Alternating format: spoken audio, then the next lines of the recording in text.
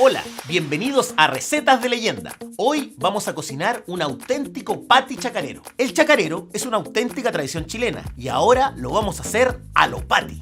Nos conseguimos una riquísima pati mega.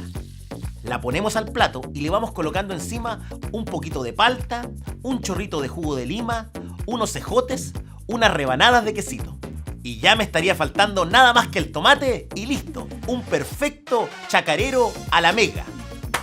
¿Dónde se ha visto un chacarero sin jalapeños ni salsa picante? Buen provecho y gracias de nada. Nos vemos en el próximo Recetas de Leyenda.